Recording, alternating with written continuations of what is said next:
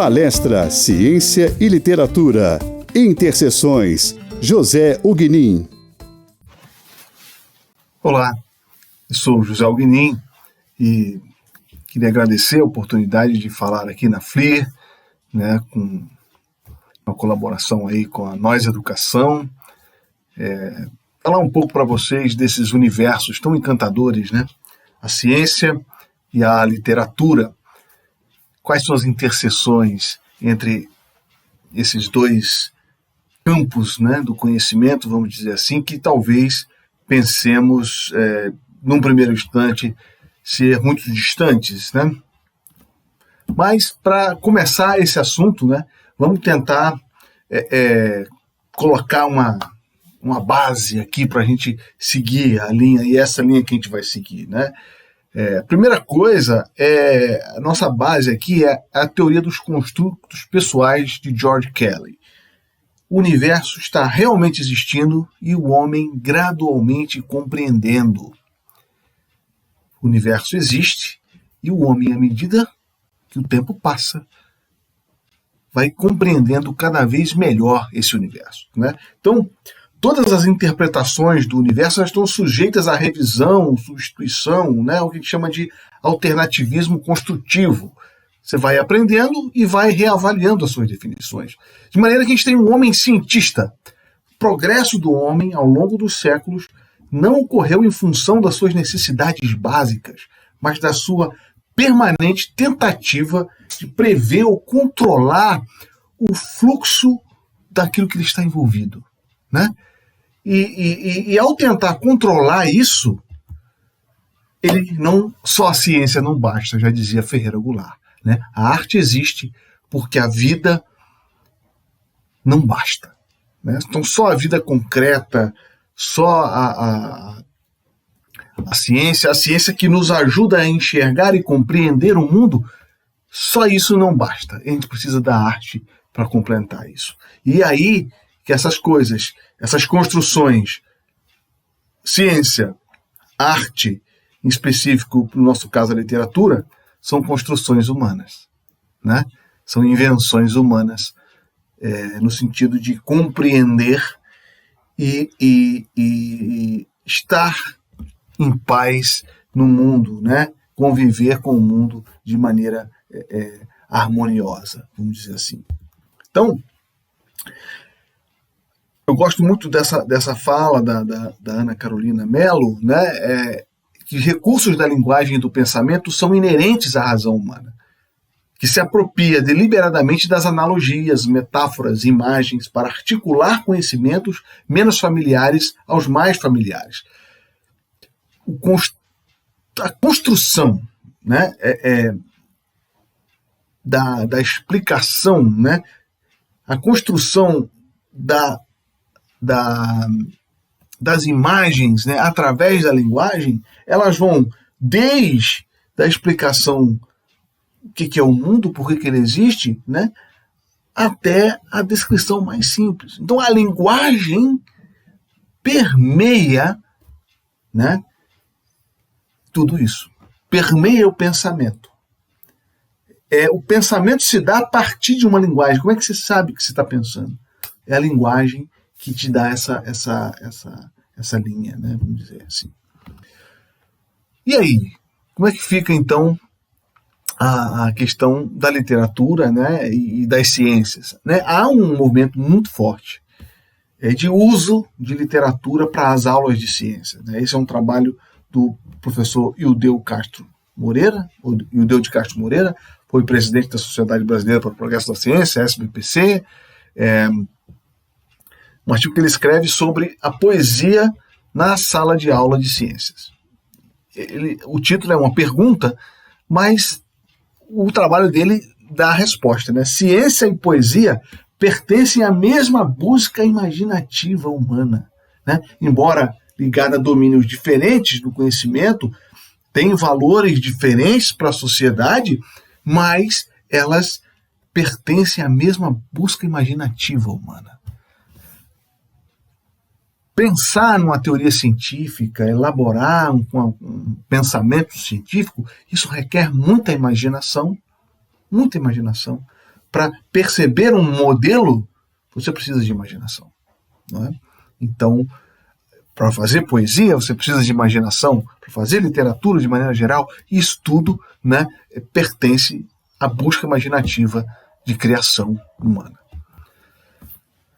Um trabalho fantástico do professor João Zanetti, da USP, especialista em ensino de física, né? Ele faz esse trabalho aí, né, construindo uma ponte entre duas culturas. Então, aqui a gente está falando que são construções humanas, a ciência, né, enquanto arcabouço criativo, é obra humana, a literatura, como arcabouço imaginativo, criativo, também é uma invenção humana, vamos dizer assim, né?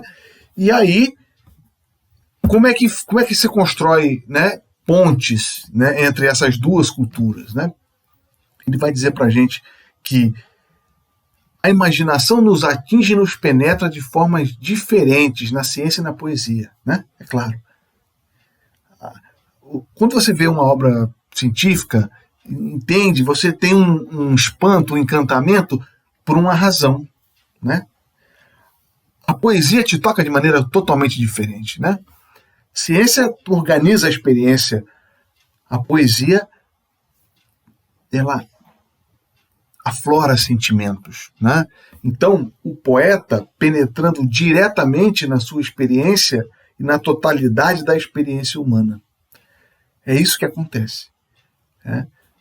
Fala de sentimentos, mas sentimentos humanos que traz essa carga de compreensão do universo.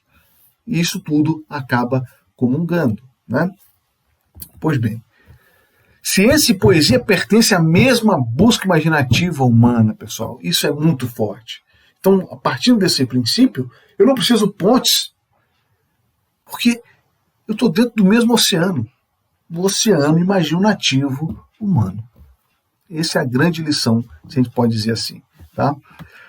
O Bachelard, que é um filósofo da ciência muito conhecido, muito estudado, né? Ele fala do espírito científico, né? Por outro lado, né, a gente tem também o que ele chama de espírito poético, que ele chama de noturno, que trabalha com imagens, metáforas, né? Ele, contudo, reconhece que construir conhecimento não só através dos conceitos científicos, mas também através das imagens poéticas e literárias. Isso é muito importante. Você consegue... E aí que vem a base daquele artigo do Yudeu que fala sobre poesia na escola? Sim, porque o conhecimento se constrói para além dos conceitos, através de imagens poéticas e literárias. A poesia toca o sentimento, e quando você põe o sentimento naquilo que você está fazendo, o que você está estudando, você tem ganhos, né? Você tem envolvimento, e isso faz toda a diferença no processo de aprendizagem, por exemplo, né? Muito bem. A linguagem não é transparente e estanque. A idade evolui e ela é nebulosa, ela não é transparente, sobretudo na poesia. A arte poética está também em esconder, em dizer as coisas escondidas, né? Então a linguagem se presta a isso tudo. O universo começa com um Big Bang, né? Tá aí uma imagem interessante, né, do que seria o Big Bang e toda a evolução, né, do universo que a gente conhece. A ciência busca entender isso e a poesia capta esses sentimentos. Por exemplo, esse poema do Marco Lucchesi, modo inaugural. Na luz deserta do primeiro dia, Big Bang, está quebrada a supersimetria e assim despontam múltiplos destinos no mar onipresente de neutrinos e vagam quase seres pelo mundo. Assim agia Deus, divinatura, na zona fria da matéria escura. E assim segue, né? Fantástica essa maneira como ele conjuga conceitos do Big Bang, da criação, né, dessa teoria do Big Bang, com a beleza da poesia. Aqui um um poema que escrevi, chama Universo. A ideia dele é dialogar com o Big Bang. Eu também falo isso.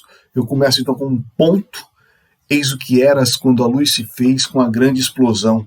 E aí você tem a ideia da expansão do universo crescendo no tamanho de sílabas poéticas, né?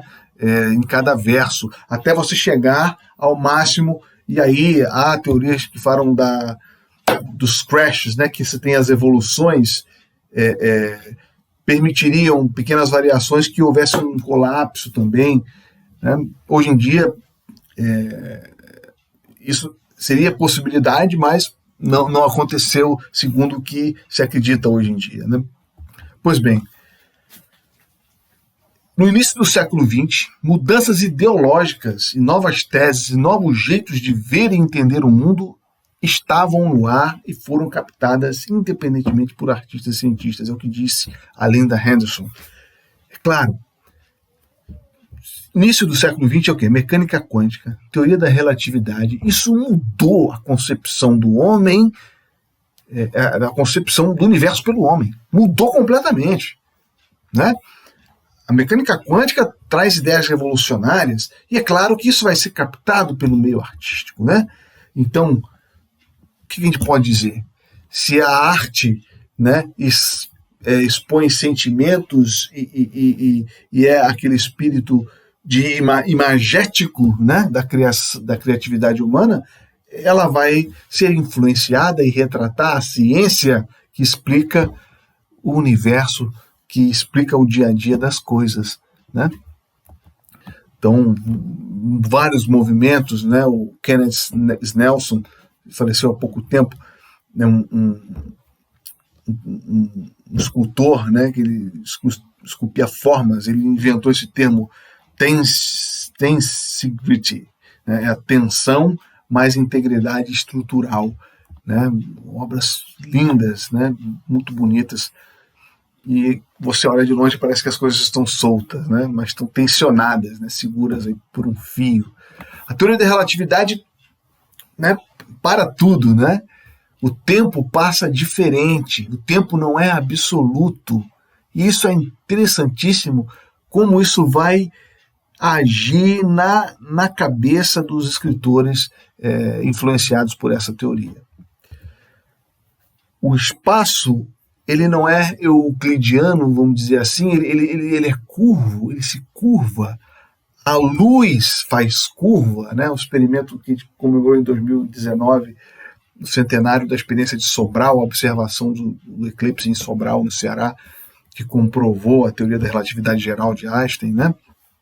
E a luz faz curva. Então, imagina artistas tendo, né? Artistas do calibre de Dalí, Salvador Dalí, né, tendo essas ideias. Isso vai acontecer, né?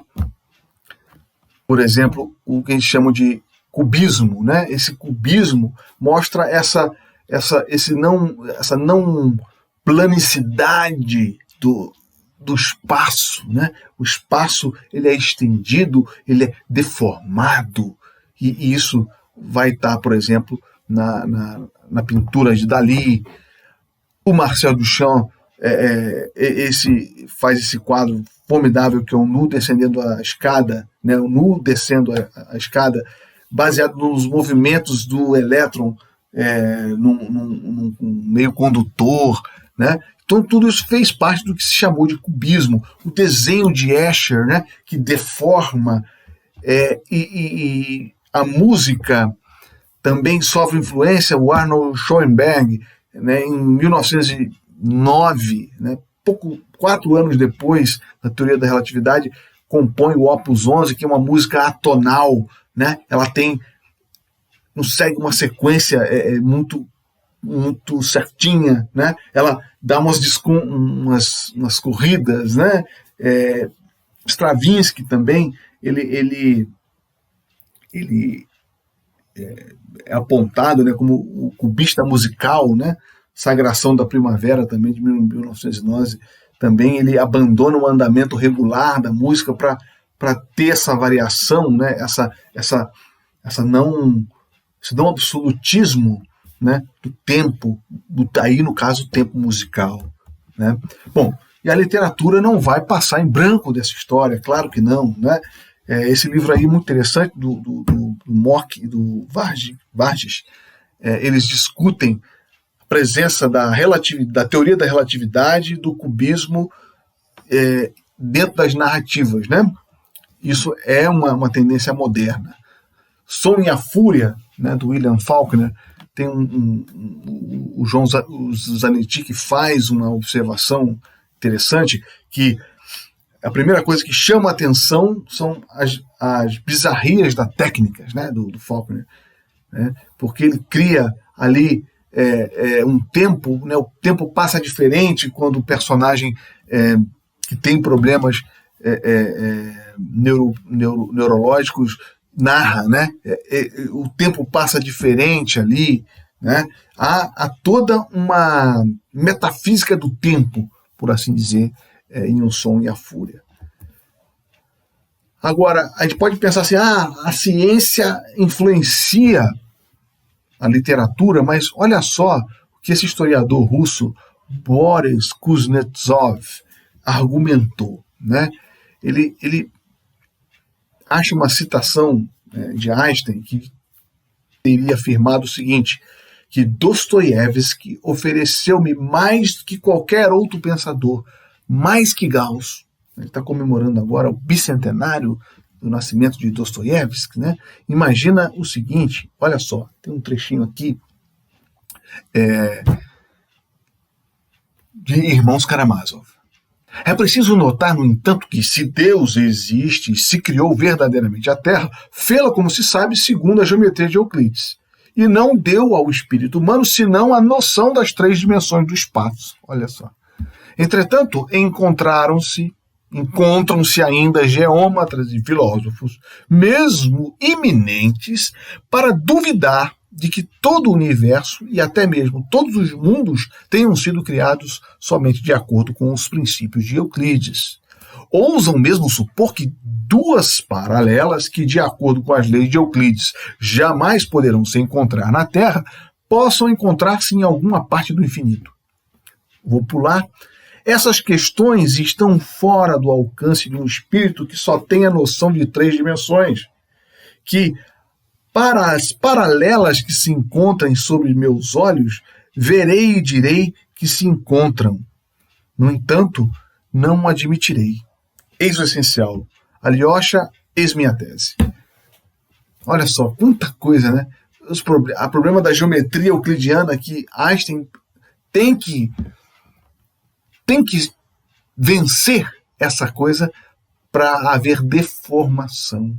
Essa deformação do espaço não é descrita pela geometria de Euclides, né?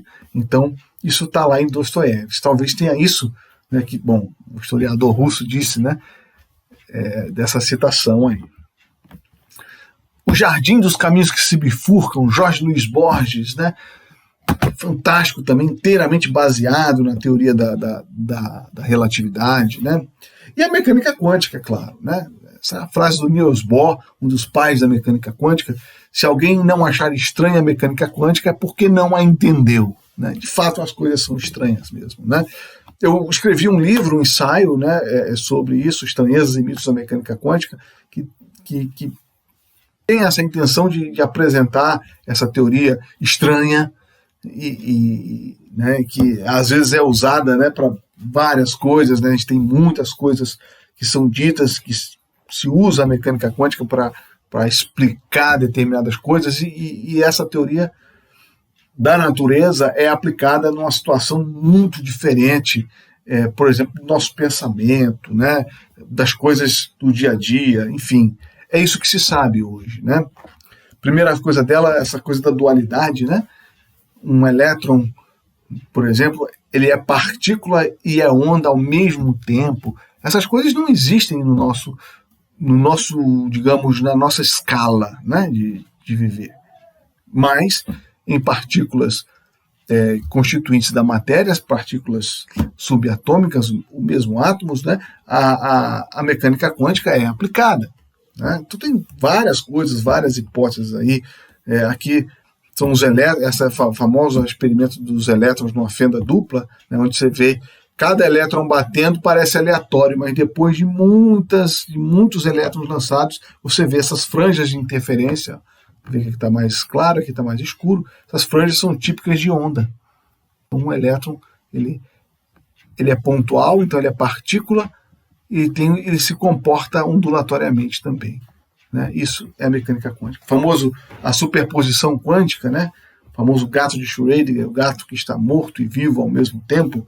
Né? Essa é uma maneira que o Schrödinger arrumou de levar para a nossa imaginação o que seria essa superposição. Né? Nenhum gato morreu nessa história, tá? Fiquem tranquilos. Né? A superposição no dia a dia seria imaginável. Imagina que você vai jogar basquete, essa imagem da bola. Aí você tem múltiplas, as bolas podem estar em todos os stands, em várias posições ao mesmo tempo. Qual que você vai jogar? Qual que você vai pegar? Né? Na verdade, o gato de Schrödinger é uma coisa mais complicada, né, que essa foto pode mostrar aí no laboratório. Tem a teoria de muitos mundos do Everett, né, Hugh Everett, que diz que há um universo, por exemplo, aqui eu estou mostrando um processo de emissão radioativa, né? Um átomo de chumbo emite uma partícula alfa e ele se transforma num átomo de urânio, que por sua vez emite outra partícula alfa e se transforma num átomo de tório. Então você vai transformando isso. Então há uma probabilidade dessa emissão, enquanto ela não é emitida, né, com o passar do tempo ela emite com certeza. Então há uma superposição aí. E o Everett diz que são mundos, né? O mundo em que o chumbo, por exemplo, emitiu a partícula alfa e o mundo que ele não emitiu. Quando você usa isso para explicar a física, ok, mas quando você atua, né, em outras, né, leva isso para a vida cotidiana, né, já é outra coisa. Né? Aí o retrato de Dorian Gray, e é interessante observar isso, que a história, né, o Dorian fica novo, né, enquanto a pintura envelhece. Né? Então, o que a gente pode dizer desse evento aí? Né? Foi isso que a gente fez num trabalho em colaboração com a professora Gisele Wolkoff. Né? A gente analisou, né, o romance, né, do retrato de Dorian Gray do ponto de vista da física, né? Levando essa interpretação de superposições. Isso tudo é muito interessante de se discutir, é claro, né? Não tem nenhuma verdade, né? Nenhum tratado científico no retrato de Dorian Gray, mas se você pode aplicar essa visão aí, né? Então, universo paralelo, né? A medida interfere no estado do sistema, né? O Dorian não pode ver o retrato, né? Então, tem muita coisa de ciência lá. A gente descobriu vários pontos em que o Oscar Wilde aproveita a ciência para falar, né? A ciência está presente na poesia moderna, né? Não tem jeito. Várias obras, né? Eu mesmo, né, tenho escrito poemas baseados em conceitos físicos, tem vários poemas assim. Eu vou mostrar, por exemplo, o Linha de Campos, que é um dos mais recentes, né? Ele segue a estrutura de um ímã, né, que tem o polo norte e o polo sul, e os versos eles seguem a linha de campo, não a linha do caderno, né? Ele sai do norte e eu tenho que ler o poema contornando a linha, né? Sai, vai, contorna, inverte, segue o caminho, atenua, flutua, segue, aponta para o sul. Sai, vai por cima, aponta para o sul. Sai, vai por baixo, aponta para o sul. Então, as linhas de campo magnético elas saem do norte e apontam para o sul, e nós a passar a vida atrás do norte. Né? Então, esse é um exemplo, né, da presença da ciência na poesia moderna. Né? Na prosa, esse romance aí do professor Alaô Chaves, físico também, né, eu sou físico, mas o professor Alaô Chaves foi presidente da Sociedade Brasileira de Física, um pesquisador muito respeitado no mundo todo. Esse romance Nanocarbon dele é fantástico, ficção científica de primeira linha, né? Também literatura de cordel, que é cada vez mais utilizada, né? Se a literatura pode ser usada na sala de aula, a literatura de cordel pode ser feita sob medida, e tem alguns trabalhos sobre isso, e é muito interessante. E eu encerro aqui a minha fala, né, com uma citação de Fernando Pessoa. A ciência descreve as coisas como são. A arte como são sentidas. Como se sente que são. Então, as duas construções humanas, né, fruto do mesmo engenho, completam aquilo que podemos chamar de humanidade. Eu quero agradecer demais a acolhida, obrigado a FLIR, obrigado a Nós Educação e até qualquer dia nas esquinas da vida.